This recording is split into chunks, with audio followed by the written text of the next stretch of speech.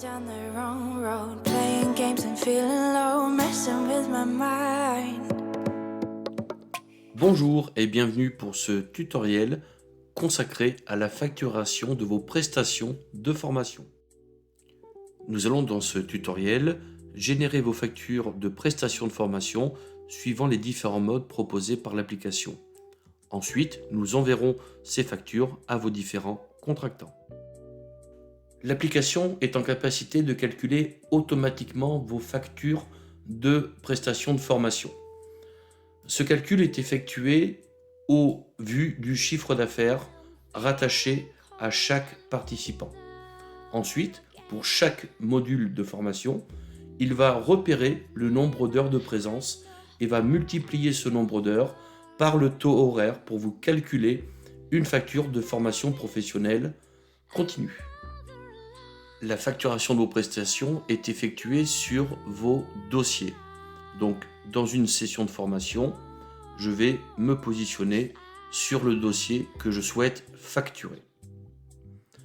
Nous avons dans ce dossier des apprenants et nous avons des financements. Donc là, nous voyons deux personnes et un cofinancement entre un OPCO et le contractant. Nous retrouvons donc dans le menu apprenant la présence effective de mes participants pour cette formation. Ensuite, par rapport au montant financé, le logiciel va être en capacité de proratiser chaque facture au vu du montant hors taxe de chaque financement. Nous allons donc procéder à la facturation de nos prestations de formation. Dans le menu Finances, je clique sur Facture et j'ajoute une facture. Vous avez votre société qui a créé le dossier que vous allez facturer et sélectionner le financeur pour lequel vous souhaitez générer une facture. Vous avez ici la date du jour, la date d'échéance de virement et la banque qui sont sélectionnés par défaut au vu de ce que vous avez configuré. Vous pouvez bien sûr changer ces éléments. Je vais donc maintenant pouvoir procéder à l'ajout de lignes de facturation. J'ai deux boutons, ajouter une ligne ou facturation automatique. Nous allons commencer par vous expliquer la procédure d'ajout de ligne. L'ajout de ligne me permet de pouvoir facturer l'un ou l'autre des participants rattachés à ce dossier de manière individuelle. Donc là, si je souhaite facturer cette personne, eh bien, je vais cliquer sur son nom. C'est intéressant quand vous avez sur un dossier une personne qui fait une formation à une date et une autre qui fait une formation plus tard et vous voulez, dès la fin de cette formation, facturer cette personne. Je clique sur ma ligne. Donc là, vous avez votre ligne qui s'est affichée avec le calcul automatique de cette facture. Si je clique ici sur le détail, l'application vous a affiché automatiquement le détail de cette ligne de facture sur lequel je peux intervenir, enlever ou rajouter des informations. Si je le souhaite, je peux renouveler l'opération et je vois qu'il me reste une ligne à facturer. Je clique dessus et me voilà ici avec ma deuxième ligne. Je retrouve également mon détail et nous pouvons constater que cette personne n'a pas effectué totalement sa formation. Donc nous avons proratisé sa ligne de facturation au vu du nombre d'heures réelles de formation. Une fois que j'ai ajouté mes lignes de facture, je vais avoir deux possibilités. Le mode enregistré en brouillon et le mode validation définitive de cette facture. Donc je vous conseille dans un premier temps d'enregistrer en brouillon pour avoir un aperçu de la facture qui va être émise. Donc pour contrôler cette facture, je vais utiliser comme habituellement mon générateur de documents et je vais ensuite générer mon document et comme habituellement, je consulte ce document pour vérifier s'il est bien conforme à ce que je souhaite.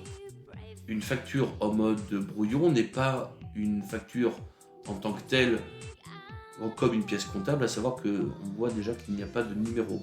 C'est-à-dire que si vous le souhaitez, eh bien vous pouvez modifier votre facture comme vous le souhaitez, voire supprimer ce brouillon. Maintenant, je vais la valider définitivement grâce à ce bouton. Une fois que j'aurai cliqué sur valider, je ne pourrai plus la modifier.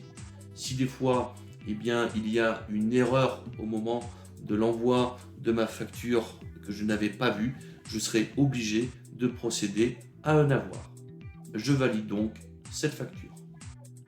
Ma facture est à présent validée. Nous avons donc un numéro qui a été généré de manière automatique au vu de la configuration de la numérotation que vous avez effectuée. On voit bien qu'elle est validée et je n'ai plus maintenant qu'à générer l'envoi de cette facture. Donc, toujours pareil, le générateur de documents. J'ai déjà ma facture qui est présélectionnée et si je le souhaite, je peux rajouter des documents comme par exemple le ou les certificats de réalisation du ministère du Travail. Je valide. Je génère mes documents et je n'ai plus après qu'à les envoyer à mon contractant. Le deuxième mode de facturation est le mode de facturation automatique. Donc je me positionne sur les factures et j'ajoute une facture. En cliquant sur facturation automatique, l'application me propose la date de début du premier stagiaire à date de fin du dernier stagiaire. Donc là, ça veut dire que je vais facturer l'ensemble des participants rattachés à ce dossier. Si vous avez des formations longues et que vous souhaitez faire des factures partielles, vous pouvez dire par exemple que vous allez facturer le premier trimestre par exemple de cette année. Si je clique sur facturer, eh bien, vous pouvez remarquer que automatiquement le logiciel vous a ajouté toutes les lignes de facturation des participants qui ont eu de la présence dans la plage de date indiquée. Ensuite, je fais exactement la même chose que pour l'ajout d'une ligne, enregistrement brouillon ou validation de la facture.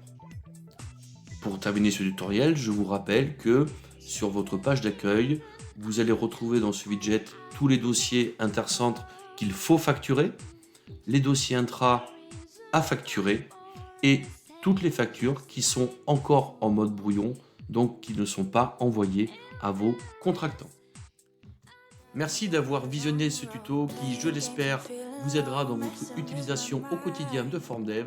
S'il vous reste des questions, n'hésitez pas à nous contacter au 09 70 72 86 46 ou par mail sur contact@form-dev.fr.